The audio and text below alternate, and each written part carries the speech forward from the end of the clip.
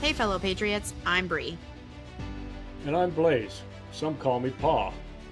It has been said that we have 4 boxes to keep ourselves free. These are the soap box, the ballot box, the jury box, and the ammo box. And we are the 4th box. We are here to arm you with enough information, resources, and skills to take back your freedom, increase your self-sufficiency, and inspire you to join in the fight against tyranny. Thomas Jefferson said, "Eternal vigilance is the price of liberty." Thank you for joining us and for joining in this fight. Welcome back to the 4th box. What's up, everybody? Welcome back to the 4th Box podcast. We are just breezing through the year of 2026. We're already more than halfway through the month of July. Hard to believe. So, last week we talked a little bit about a few things that were kind of current event related. We touched on flock cameras briefly. So I thought tonight would be a good night to just dive into that conversation, kind of do a deep dive on them like we did with Palantir. But before we get into all of that, I'll pass it over to you, Pops, to get us started. Okay. Yeah, another beautiful day here. And greetings, 4th Box listeners. It is always great to be joining you. We're going a little bit early again this week as we are anticipating any day now a little one coming into the family. So we're trying to be pre-positioned to all be available for that. Very exciting news. I know you were out on a motorcycle today, as was I. It was a beautiful day here in central Pennsylvania. Low 70s, but real nice. Bike runs great in those conditions, so we had a great ride.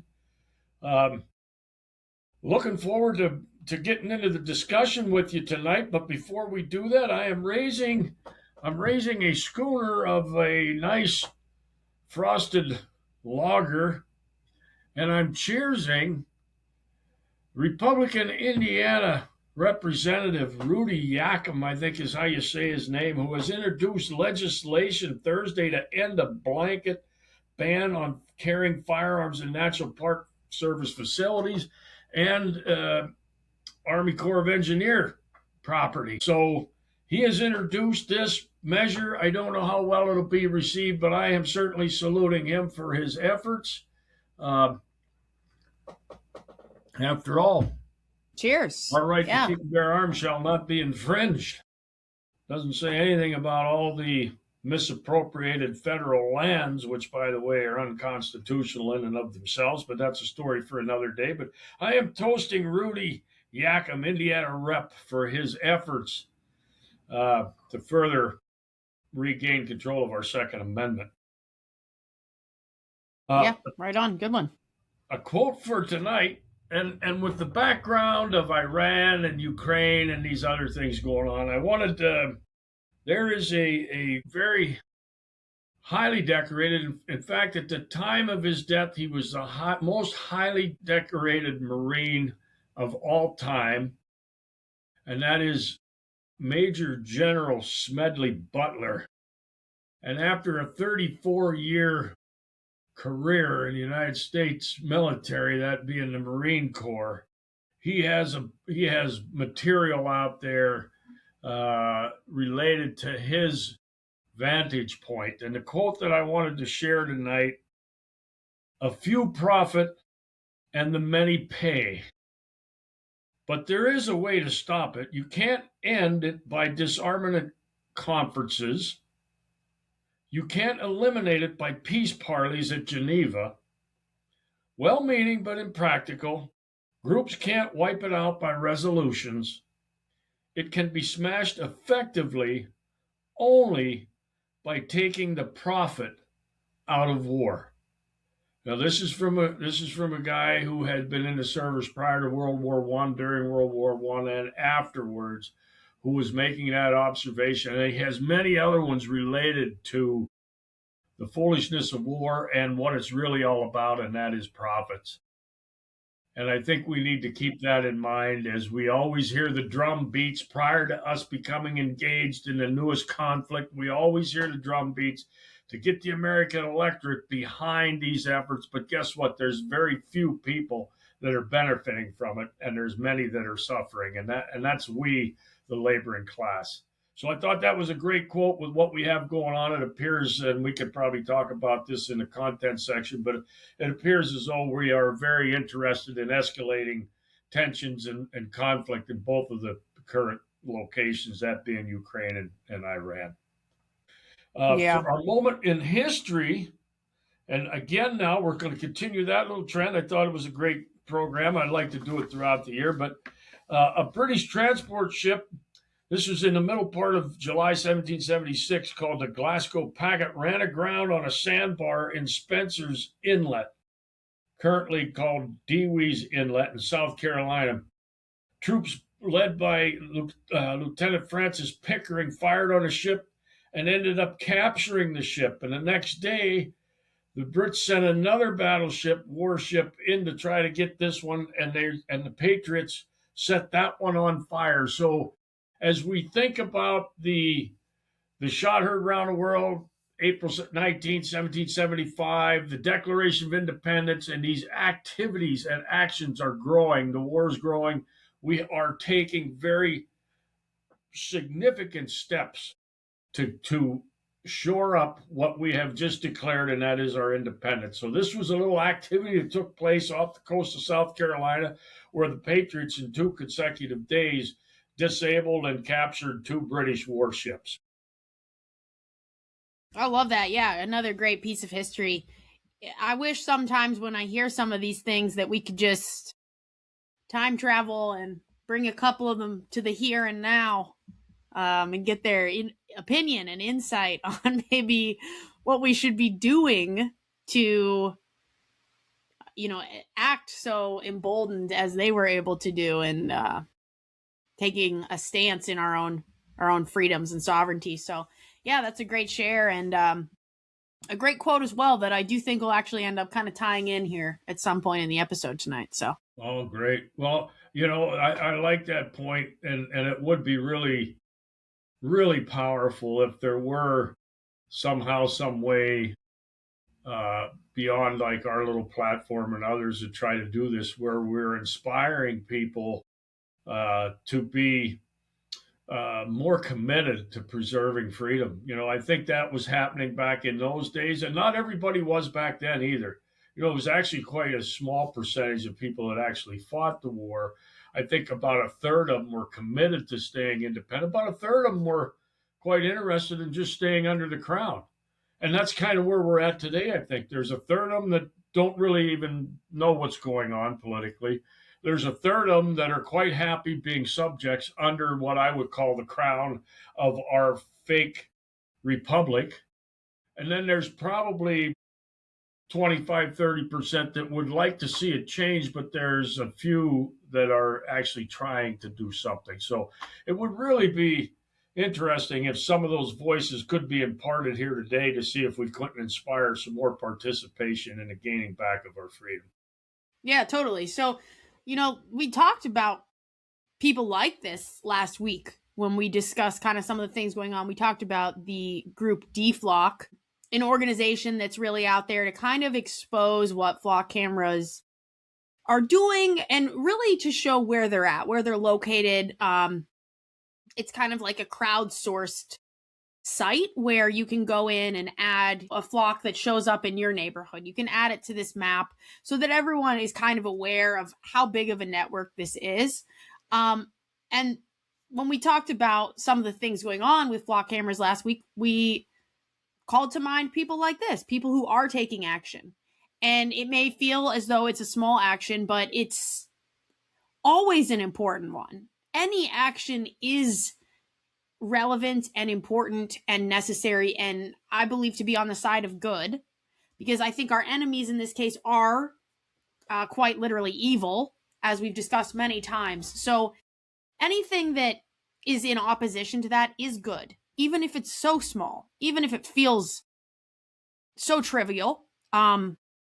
It's still important. So I like that we're still looking back on these historical moments, and we're thinking about these people who did have the bravery to do some small thing, to take any action. Maybe at the time it was a bit bigger. They were burning British ships. These people are just spray painting cameras. But I think that the spirit behind those things is the same. And I think that we should draw from that, and we should draw confidence from that and in that, and be inspired by that, in knowing that the mission is still the same. The drive and desire to have freedom here is still the same. And there are still always going to be that number of people in this country that desperately want that freedom. I think that is as inspiring now as it is to look back on what they were doing 250 years ago, So that's kind of my approach to this conversation before we even dive into it. Anything you want to add there? Yeah, I kind of like your idea there. We've talked to Jared and Mike for a couple of years, and we've pointed them out as examples of people standing up. And now we have had people stand up in various locations, some with limited success, some with great success, to hold off the idea of these AI data centers coming into their neighborhood. In fact, you mentioned last week where Hochul, of all people, up in New York, governor of New York, had put on some kind of ban. And now, as part of the flock camera inundating our neighborhoods, our cities, our communities, our counties, we know there's people standing up. And quite honestly, as part of the conversation that I wanted to mention tonight, up in Connecticut, of all places, a municipality up there has removed them all permanently, is the way they put it. And the article's available on Rumble. But they, using the means that were originally built into our system of government through participation at the local level, let those people know that they didn't want them here, and they removed them all. So there is still that tool also. But if your local officials do not abide by the voice of the people and the rule of constitutional law, then I think these other matters of disabling these things, however creative you might be in accomplishing that, I think that's all fair game. And to your point, if we can continue to build these type of activities, maybe there is some momentum building. I can only hope that that's the case, and pray that that's the case, that there's momentum building, albeit on different fronts.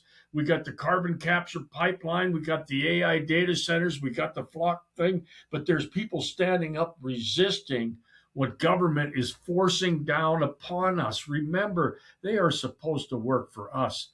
They should be answering to us, not forcing anything on us. So we really have to take the example being by these groups of people, that being Jared and Mike and the others out in South Dakota, the people standing up against the data centers popping up all over the country, and the people that are pushing back against these flock cameras. They should be examples to the rest of us to push back against this tyrannical rule that we're living under. Yeah, and I think there's a part of us that hopes that all of these different groups can join forces somehow. I think that's what we envision when we imagine the tide kind of finally turning. But I don't think that has to happen. I think as long as there are groups devoted to pushing back against each different thing that comes up, that's fine too. We don't all need to find a way to link up and coordinate and make like a united effort against everything at once. I think that's less realistic. I think the way that this is starting to happen naturally is the way that we do it successfully. There's a problem, a small group starts to push back against that problem. Don't take on all the problems of the world, or you're going to become so overwhelmed and you're never going to get anywhere. But if you believe in one thing and you think, okay, my skill set, the people that I know, the things that I'm passionate about, I can use that to devote towards this one problem, that's great. Like, do not discredit yourself if you see one problem that you think you can take on. Because with a small number of people, that is something. This pushback against flock started as a small number of people. Jared and Mike, that was a small number of people. The people that are fighting against the solar panel issue, that started as a small number of people. Each of these problems can be combated with a small number of people, and just focus on that one problem. That's what I think is maybe a clearer vision as we continue to progress down this path of more and more overreach, more and more surveillance, more and more land grabs, and so on. Find one thing and stay devoted to that one cause. I think it's a lot more easily done than trying to take down the whole system. It's just, it can't work. It's too much. And even if we try to all find a way to group up, our best connection resource is the internet. And we know that the internet is a tool that is easily manipulated. So it's hard to make this idea of a major revolution come together when there are algorithms and all of these different people behind the scenes who have the ability to keep us at odds. Find your one thing and stick to it. I mean, I know we haven't even gotten to the bulk of the episode here, but I just feel that as we talk about these different things, as we encounter these different problems, there are simpler solutions than this giant, nationwide revolution and a tearing down of the entire system. As much as that would be a beautiful thing, and I think it would be cathartic for all of us, it's probably not the most realistic. So we break one thing at a time. Yeah, I have a slight variation in that, and I think over the last few months we've talked about at least two people, and quite probably three, who have at least suggested in part that they are in favor or they are working on creating another political party. So where I'm going with this is I think we got to have a tiered defense of our liberty. So we as individuals have to recognize that the things we might be able to do are going to be quite small. None of us are probably not many of us that participate and listen to our podcast have a big platform, but those that do should be pushing for bigger things to accomplish. So we got to have a tiered approach to defending our liberty, and at our level as individuals, we can be doing these things where we do go to county meetings and we express our displeasure about AI centers moving into the neighborhood or flock cameras moving into town. And if that don't work, then maybe you go out with your pellet gun and you disable a few of them. I'm thinking that bigger voices have a bigger piece to play, and the folks that are honestly working at making a legitimate issue of tearing down the traditional two-party system or create something aside from the political system that we're currently living under, that being Republican Democrat theater that they pretend that they keep us feuding about with each other while we're not focused on the fact that they've both been plundering our inheritance for the last 150 years. So I think those people that have a bigger opportunity to have a bigger splash, we really want to support them any way we can too. And I know we mentioned maybe having somebody on that is in some part putting an effort into creating another party that would in fact then help tear down the two existing parties. I think there's layered approaches to defending our freedom, and we at our individual level have to, as you mentioned, take small bites, do those little things. The guest we had on a month back or 5 weeks back that talked about just remove yourself from the system by taking little things and doing with your family. Buy from the farmer's market. Don't buy the commercial grade stuff. Make your own soap. Make this sort of thing where you are removing yourself from the system that the majority, that's a little thing. But if a lot of us did it, it would have a big impact. So I think that's to your point about staying focused on a little, but bigger people with bigger platforms, more name recognition, more money to put into it. I think they got to try to accomplish bigger things. Yeah, sure. I think that's reasonable, but that's why I say what I say, in that, what you can do is what you should do. For some people, the only thing they can do is take down some flock cameras, and hey, that's something. Obviously, we have approached this podcast from a very broad lens of just trying to spread truth and awareness around all these different ways that we are being bombarded with tyrannical government overreach and through a myriad of measures. And the point that I'm making here is that this flock camera conversation that we're going to have tonight is one of many problems that we have touched on over the last several years here. And I don't say it as a problem to be like, this is another thing that you need to get up and do something about. I say it because each problem that we share might be the one thing that inspires one more person to do something. And I think that's the important takeaway, is that we're not all meant to solve every issue. In all things, not just with this, but in all things. I mean, we're all good at certain things. We all have certain skills. Any of these conversations might be the thing that inspires you to take action against that thing. As long as all these problems that keep coming at us always have a little bit of pushback, then we're still okay.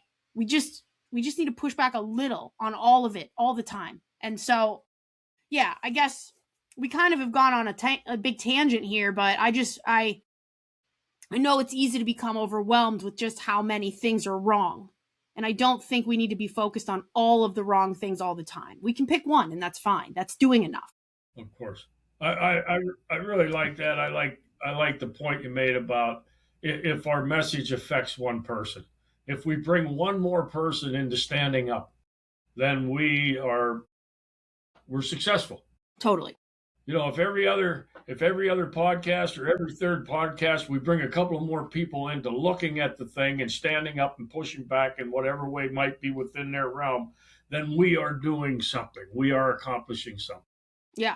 Yeah, 100%. So all that said, we're going to dive into Flock a little bit tonight because it's a word, it's a brand name that we've used through the past several podcasts. It's a name that's popping up a lot pretty recently. I think it's a name that's only just starting to gain familiarity. And I think that we need to backtrack a little bit and kind of explain what it is, where it came from, what the purpose is, why people have problems with it, and so on. So we're just going to do a little history about Flock cameras. So the brand is actually called Flock Safety. They originally launched in 2017. So today, obviously, just shy of 10 years later, they are being used in more than 6,000 municipalities and by over 5,000 law enforcement agencies. Basically, what this means is that there are almost 120,000 cameras in use nationwide right now. That's quite a bit. And I know, to your point, there are some cities, I think the number is somewhere around 80 cities that have either canceled their contract. So, you know, maybe the cameras are still up, but they will not be adding more. They'll be taking them down slowly, etc. Or there are some cities that have completely banned these from their area. So that's about 80, you know, all in, which is not a bad number. I mean, it's a good thing because for the majority of these towns and cities, the reason that they're not working with Flock is because of pushback by the citizens. And that's important to know because that number is going to continue to grow, but it's still important, I think, to talk about where it came from, and that's why we're doing this.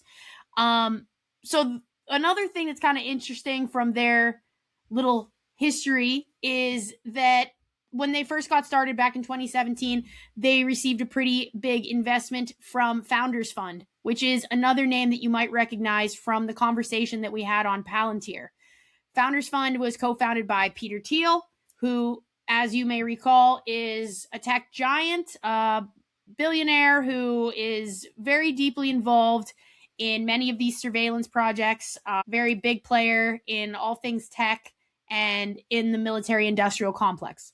So that doesn't mean that Peter Thiel owns or has any say in what's happening with Flock cameras right now, but obviously he saw the value of this. And when you think about his role in Palantir and many other companies that are similar to this and have, you know, that surveillance capability, it is a red flag, his involvement, I think.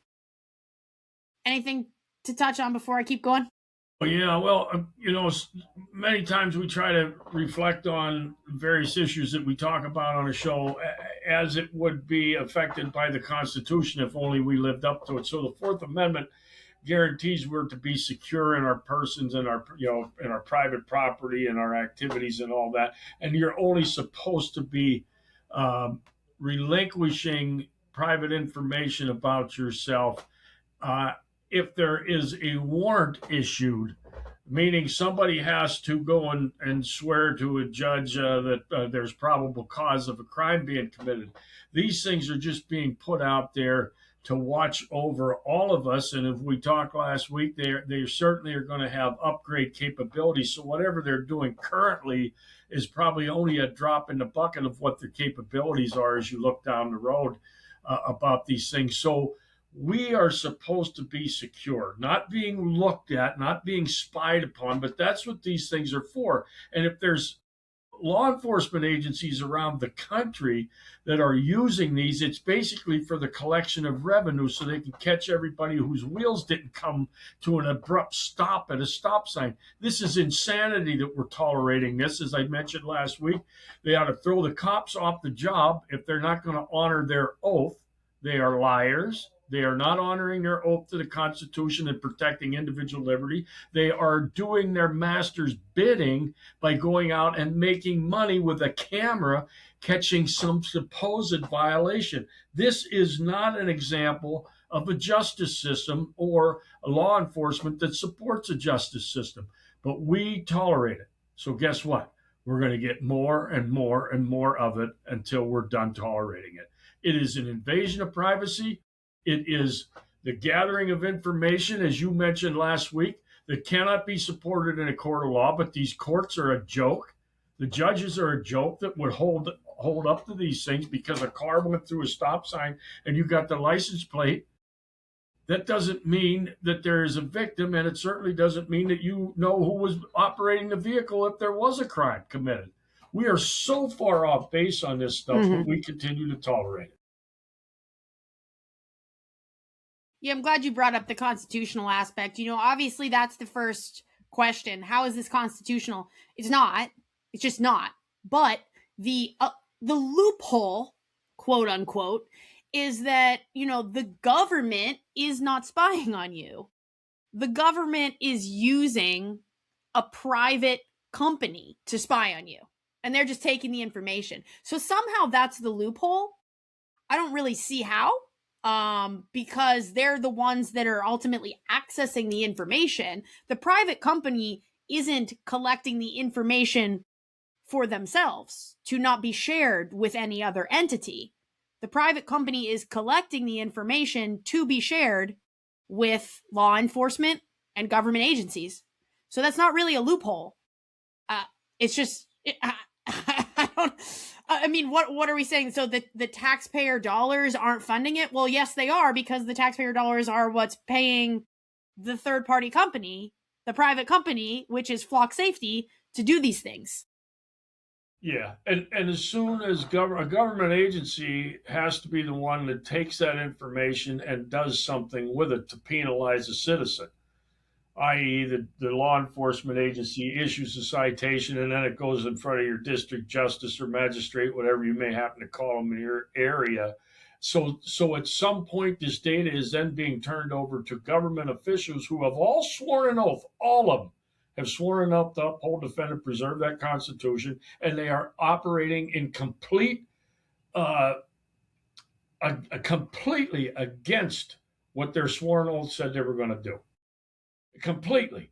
So even though it might be a private company whose cameras are out there collecting this data, it's a government agency at some level that is using it to penalize a citizen. That makes them culpable in breaking their oath to the Constitution. Furthermore, what you mentioned at the beginning was that there's some place along in the name of this, it was safety. It's something safe for safety. This is always what government is selling. As they take more and more of our liberty, they are selling the notion that we are doing this to keep you safe. No, they're not. They're doing it to steal money from you illegally because it's unconstitutional, stealing money for you, selling it under the guise of we're looking out for you and we're making your community more safe, to make sure that somebody's wheels came to a complete stop at a red light where there was no other vehicles, or there is no victim. Undoubtedly, if there's an accident, there's a victim. If somebody's property gets damaged, there's a victim. If it's a moving violation or somebody going down a road with a tail light out and the camera catches it and they send you a citation in the mail, there is no victim. It is for the sole purpose of plundering we, the laboring class, period. And every one of these criminals, that's what they are, law enforcement, judges, district attorneys that enforce this stuff are liars. They're breaking their oath. They're punks. And they're not standing up for what they swore they were going to do. It's that simple. Yeah. Yeah, you mentioned DeFlock safety, the fact that it's sold as safety. Of course, it always is. We know this historically. Even the company's website, right on the front page, it says clear evidence, safer communities, privacy first. Sure, as the company, you can say privacy first, but is that real? How is anyone supposed to know? What level of transparency is there here? And we're going to get into that a little bit, but I wanted to also comment on some of the devices, because obviously, we're talking about this with traffic violations, right? We know that they use automated license plate readers. That's really where Flock has kind of gotten their name, is these automated license plate readers, but it's not the only thing they do. Their product line also includes drones, video cameras, audio detection, and kind of a laundry list of software that is meant to be used by law enforcement agencies, including it's called, I think it might just be Flock 911 or something like that. And basically all of these tools that they have are meant to integrate together, as well as AI systems that when a call comes into dispatch, it is going to automatically collect any relevant data from those other sources, including drones, including license plate readers, and what the person is saying on the phone about the apparent crime or, whatever the issue might be that they're calling 911 for. All of this gets disseminated and basically sent out to the officers through these softwares. These are things that are completely created through AI, and it's happening really fast, right? The selling point is that it's instant, and it's kind of eliminating the wait period that you might have for someone to gather the necessary information for you to then go out and respond appropriately. But how do we know that any of this information is accurate? Look at what we talked about last week. There's people who are getting fines in the mail for not stopping at a red light. Okay, well now all of a sudden you have an incoming crime where potentially there's gunshot detection in these audio detection softwares that they use out on the streets. Okay, so you have something like that going on. You have these automated license plate readers. You have these video cameras. You have what one person is telling you on the phone. I mean, then all of a sudden you have AI feeding you the information that it assumes. It is assumed through whatever software is input to it. Now, the other thing about these license plate readers is when you hear that, it sounds pretty straightforward. It sounds like it reads your license plate only. It's kind of like driving under one of those tolls on the highway that, they send you a picture of your license plate in the mail, but the rest of the screen is blacked out, as if the camera didn't actually capture that moment in time, right? That's very similar to how a Flock license plate reader works. It collects your license plate, yes, that is true, but it also collects the make, model, the color of your vehicle. That's weird. How is it doing that if it's only a license plate reader and not a full-blown camera? It's collecting information about your vehicle, like what bumper stickers are on your vehicle, whether or not your vehicle has a roof rack, any damage. Okay, that's pretty weird for a quote-unquote license plate reader. That's not what that is, if it can collect all that information and then store it in a database. So, okay, I know I just gave you a lot to think about, so let me pass it over to you there. No, the only thing, and that was great. I think people need to hear about this, but the only thing I would continue to remind folks when they tell you privacy first, this is only to keep your community safe, and all the bullshit that they're going to feed us. Remember, these are the same people that told you it's safe and effective too, when they were hammering vaccines into you.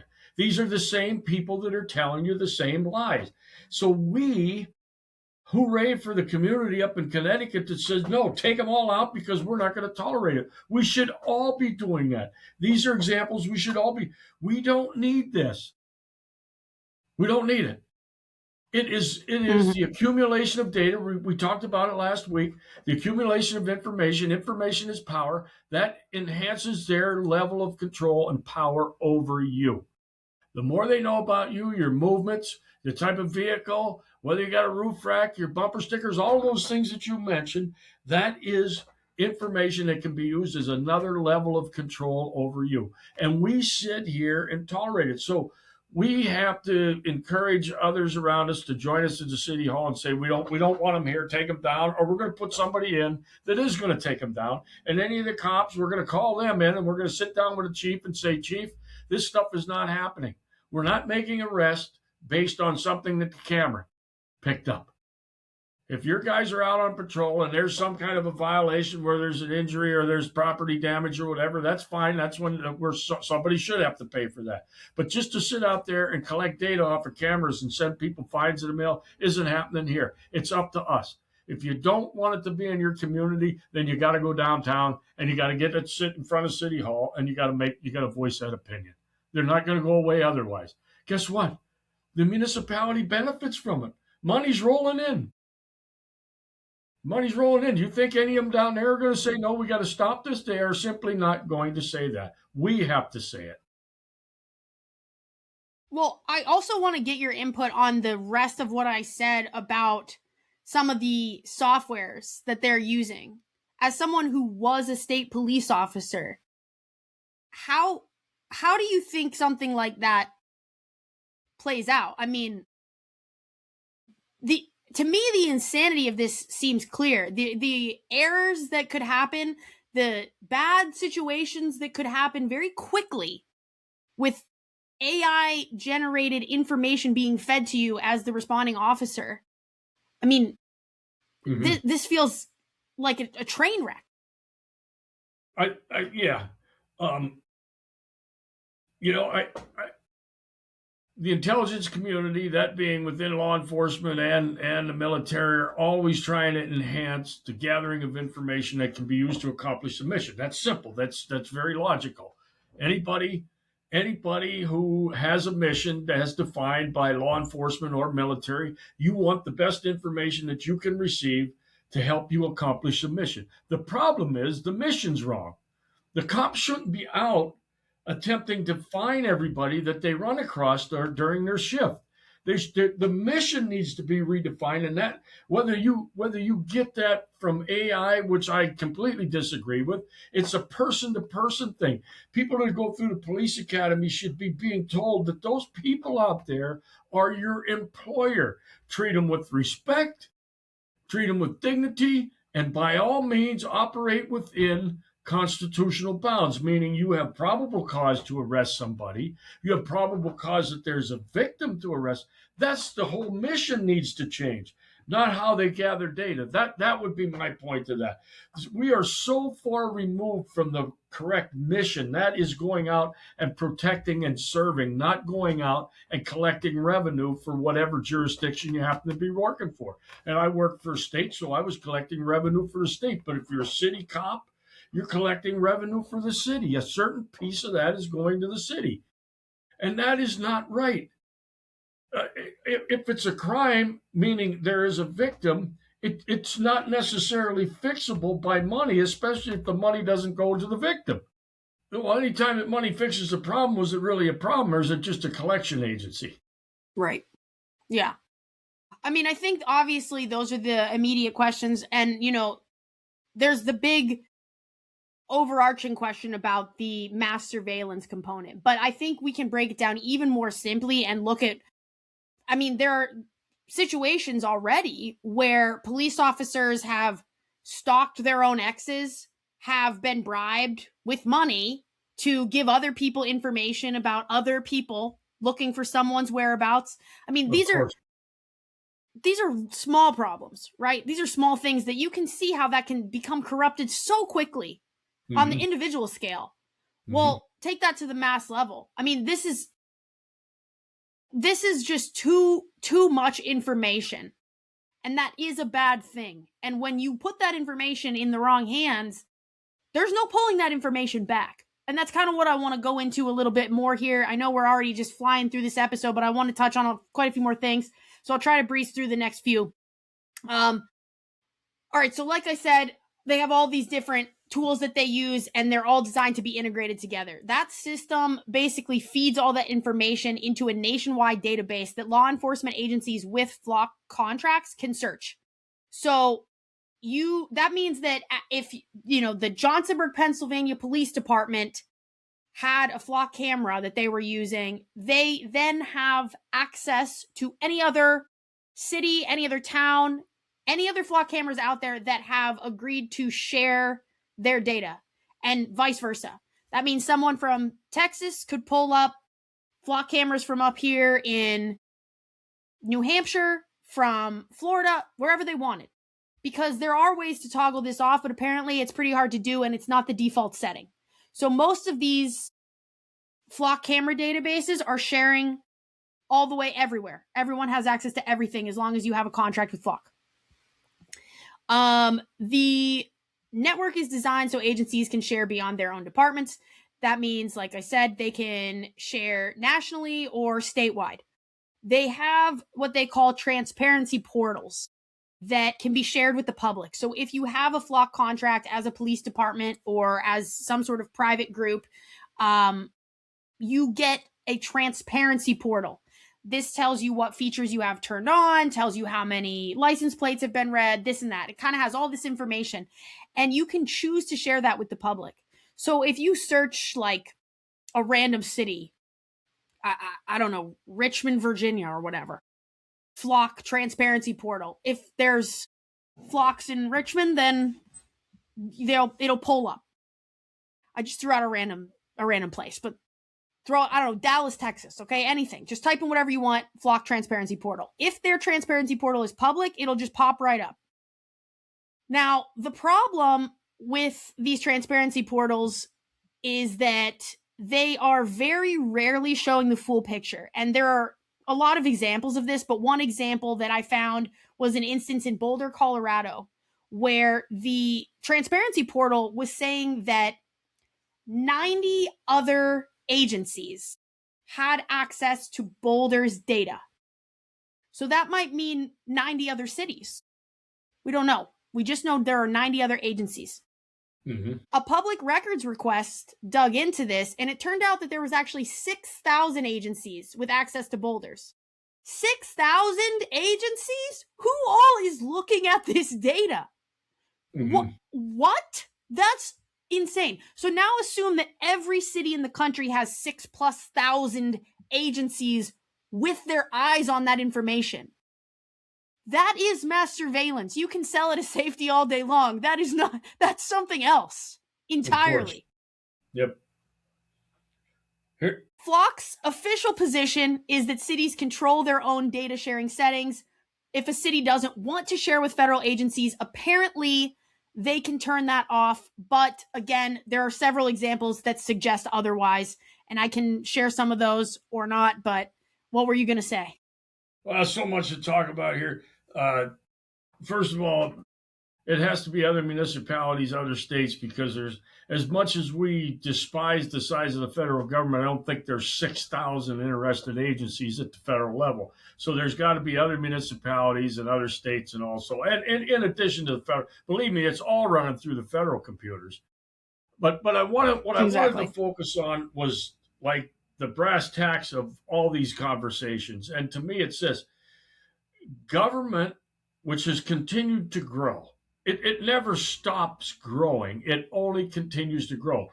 So they have to become more creative with the collection of revenue to fund an ever-expanding government.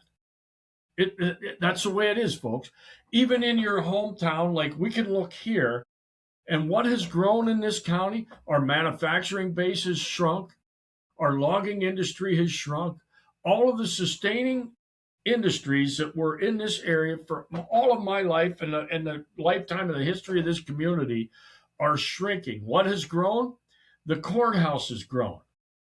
the number of people that work at the courthouse, the number of square footage under roof by the courthouse, and this is probably all over the country because government continues to grow, which means the rest of us have a bigger and bigger piece that we have to carry and the funding necessary to support bigger institutions such as your local courthouse and other municipal offices. They continue to grow. Your police department don't shrink. It only grows. Even if the population in your town goes down, these government agencies continue to operate at the biggest level they were at, and it never gets any smaller.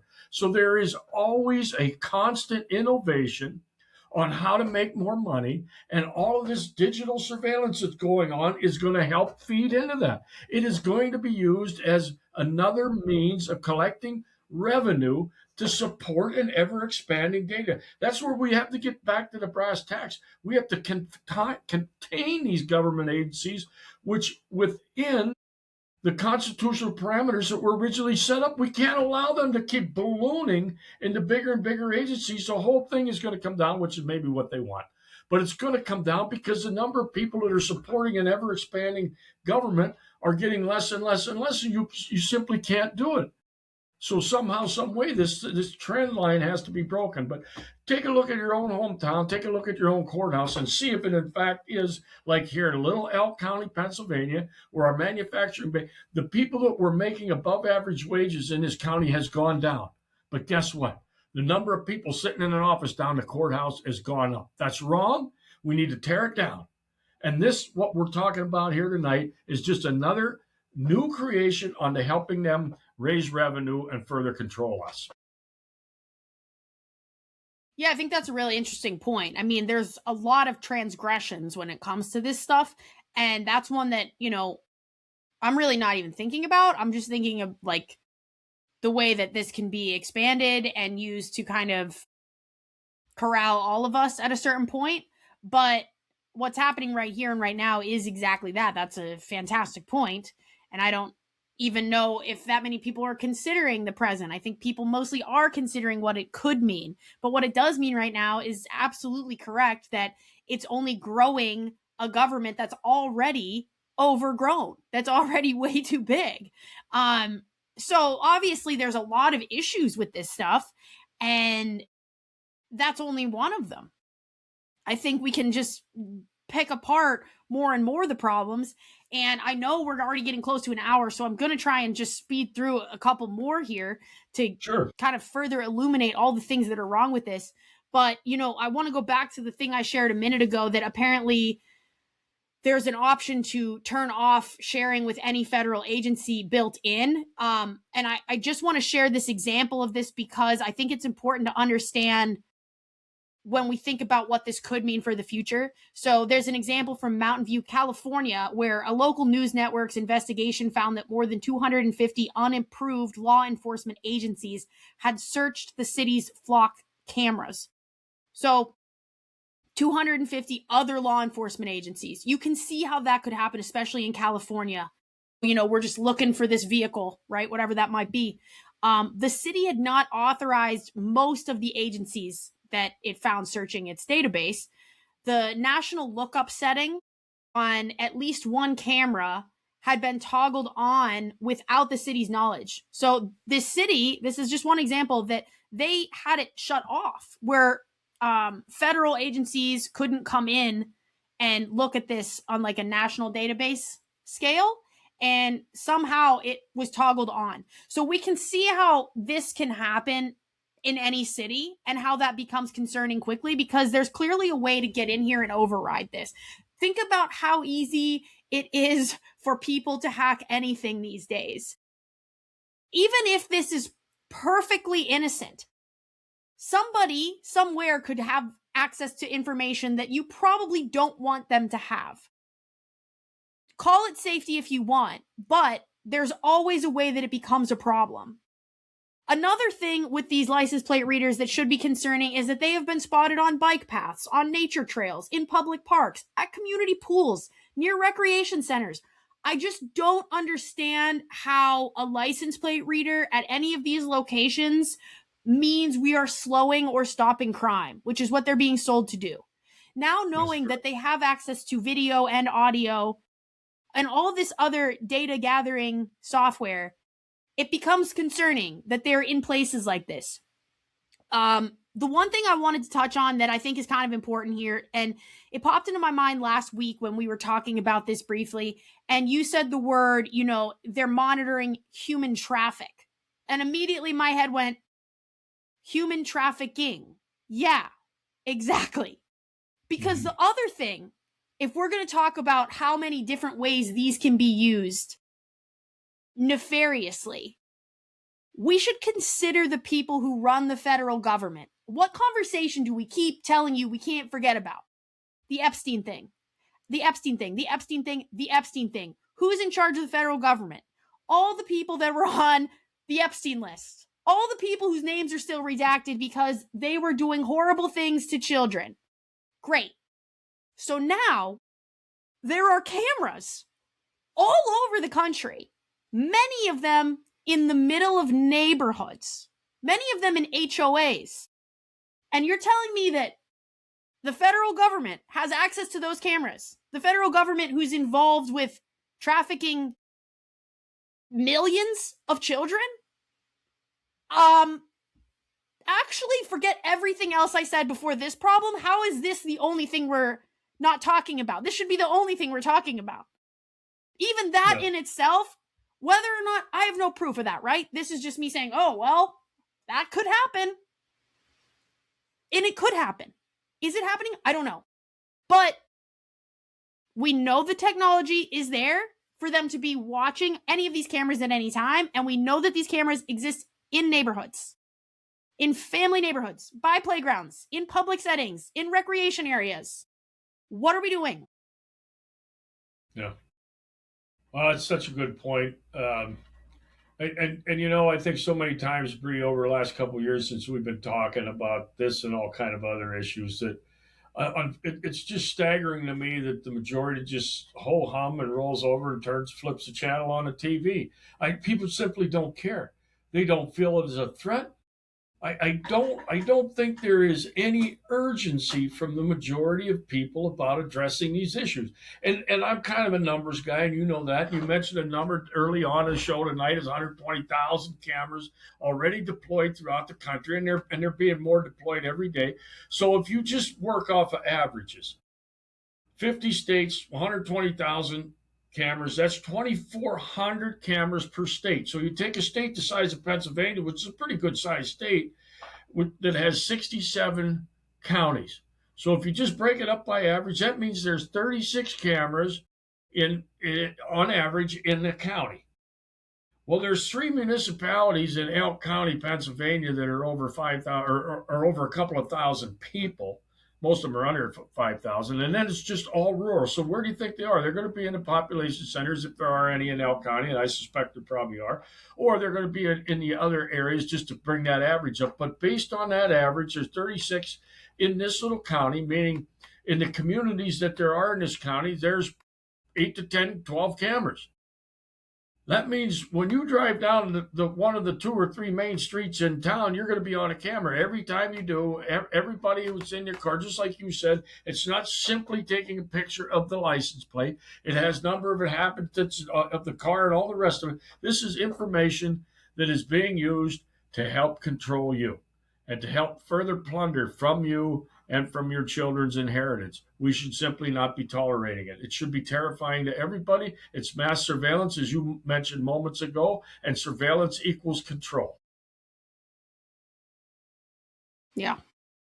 Yeah, and I mean, again, this conversation, that I just kind of threw in there the last minute, it's a completely separate concern, but it's still one that's relevant because now there's footage of potentially your children wherever they go, where they get off the bus, at what time every single day, right?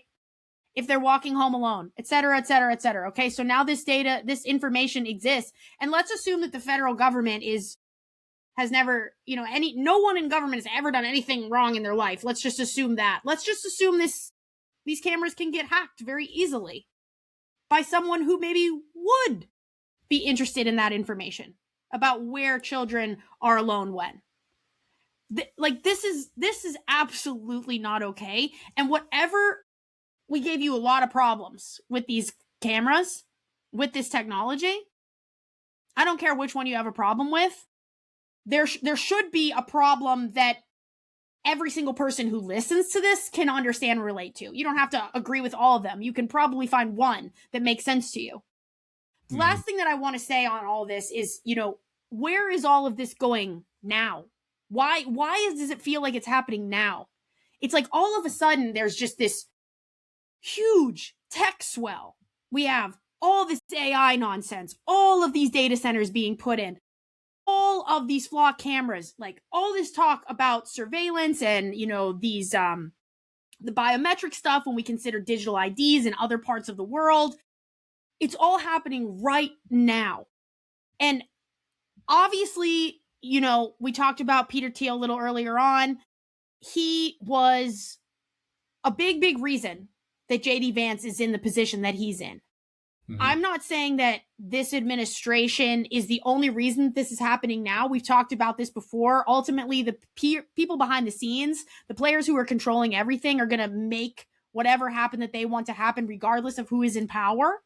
But right now, it does feel like this technocratic state has been very much hastened through, probably, to be honest, a lot of the executive orders that got put in under this most recent administration when Trump got into office this time, because it was allowing for so much AI and tech infrastructure. And I think that there's a reason for that. I think when I think about why that might be happening right now, and when we think about the grander scale of things, we think about what the end game is, we think about all the things that have happened and transpired through the last decade. In my mind, I'm gonna give you my theory, and then you can tell me, if I'm totally off base, or if you think maybe you have some ideas of your own. Maybe they're the same, maybe they're different. But in my mind, I think about the pandemic, and I think about how we always talk about how that was kind of like your verbiage is a test balloon. And I think that kind of laid the ground rules. Hey, government can and will instill fear, and the masses will comply. They know that now. The pandemic was a great way to figure that out, how many people would comply and to what degree. Then the next thing that happens is we flood the country with illegal immigrants. Now we have created a new problem that has to be solved. Well, nobody can really solve that problem but government, right? You and I can't solve that problem. That's a problem we have to rely on government for, and we allow it because it's constitutional for the federal government to do that. We know this. So this is a great reason to now have this flock network expand and really kind of come into play, as well as different biometric softwares. Facial recognition is being used by ICE all the time at new levels that we've never seen other agencies using it at. But it exists. We know that the facial recognition is out there because they have tools to now pull it up and find this data. Okay, so that exists, right? So great. That's perfect. We have an ever-expanding network of these flock cameras that are collecting data. We have different facial recognition softwares. Now, we can use this illegal immigrant crisis to test these systems. The systems have been coming into play. They've kind of been being put into place. Now we have an administration who wants to solve the illegal immigrant crisis. And the systems are here, so let's use them. Good news. The systems work. Now it's time to unfold the next crisis. Because we know the systems work, and we know that the people will comply when we give them a crisis. So the next crisis is basically, I think, in the energy category. I've been saying for a long time that it was going to be climate, but I think that they've had to push back from that because I think they know that so many people won't buy into that one. I think they've put their feelers out there in very different ways throughout the years, and I think there's enough pushback on that one maybe not working that they kind of had to force the same plan with a little bit of a different problem, which is why I think the points that you made earlier about Ukraine and Iran and all this heightening with these wars and turning it into something bigger globally is now creating the issue that we see with the Strait of Hormuz, where we are going to have, undoubtedly at some point, global food shortages as well as oil shortages. So we're creating that same problem that we could have blamed on the climate. Now we just have a different thing to blame it on. And eventually, I think what that means is probably more lockdowns Or at least we start limiting things. We start limiting, how much bread you can buy at the grocery store, how much gas you can put in your vehicle, how far you can drive from your hometown, when you can fly, what days of the week you can fly on. Because, sorry, we have a global shortage of this stuff. We're only allowing this much. Okay, well, what a great way to police these things, but with the surveillance systems that are already in place, that are already being viewed by 6,000 agencies. We don't know what those agencies are, and you're probably right. They probably are mostly cities and states. But there's also something else. There's other people looking at these things. Other people looking at this information. And why? I think it's because they're setting us up for these things that we've been talking about, that they've told us straight up that they wanted a way to find how to put them into place. Smart cities, 15-minute cities, just like we touched on last week. Well, if all these things happen this way, and I'm just speculating, they're going to have to make those things their reality. And boy, it'll be convenient for them, because let's look at the name again. Flock. Mm-hmm. We are the sheep. Mm-hmm. We are the flock. And they are trying to round all of us up. Yep. I think so.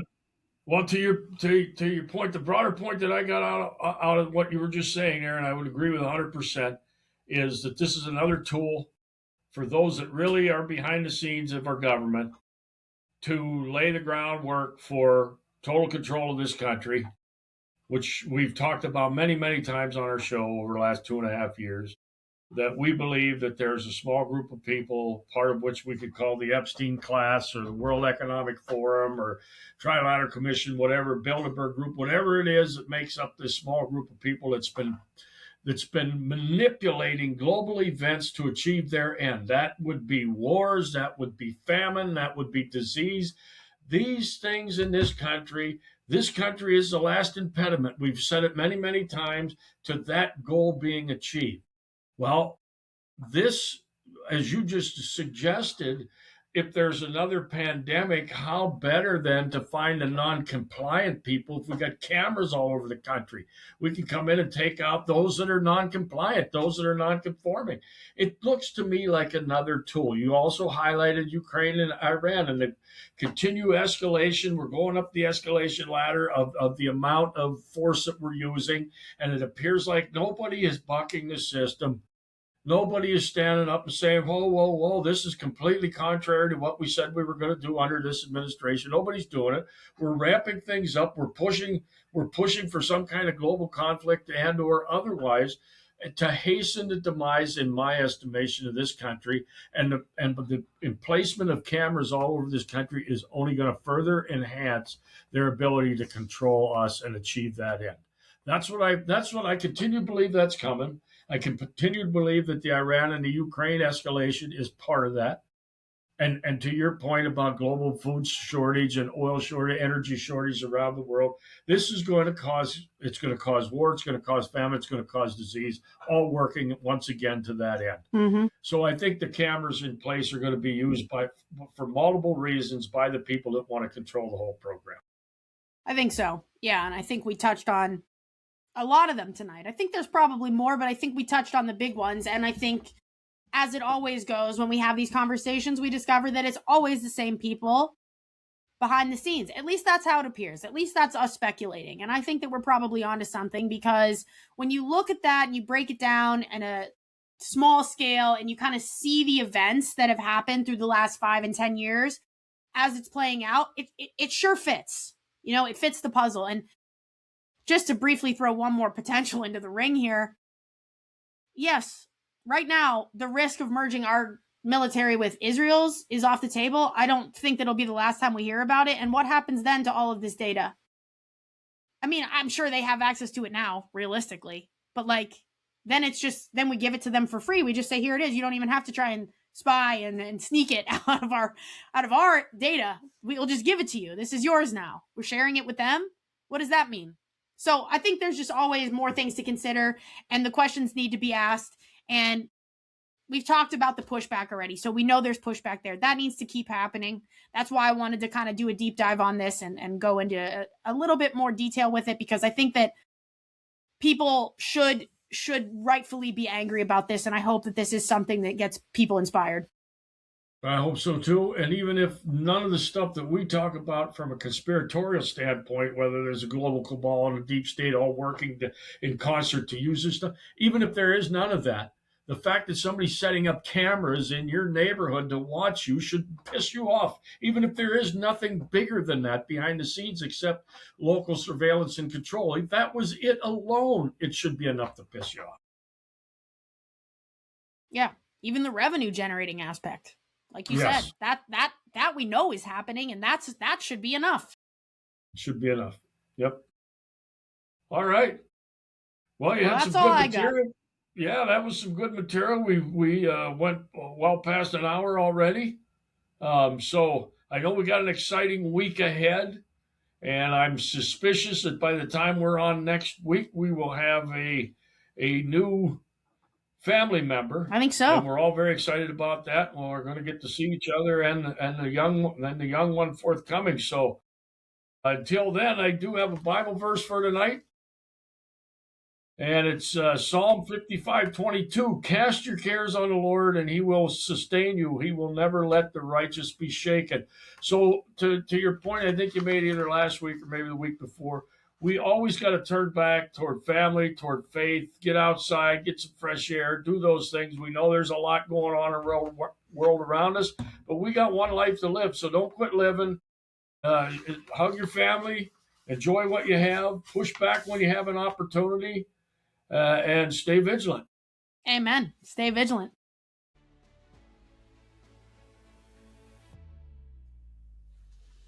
Thank you so much for listening. We really do appreciate the support and truly love getting to share this message with anyone who wants or needs it. The best way for you to support the show is to subscribe, add a rating, and share with everyone you know. You can find us on Instagram, X, and at thefourthbox.com. We'll see you next Thursday at 6 p.m. Stay vigilant.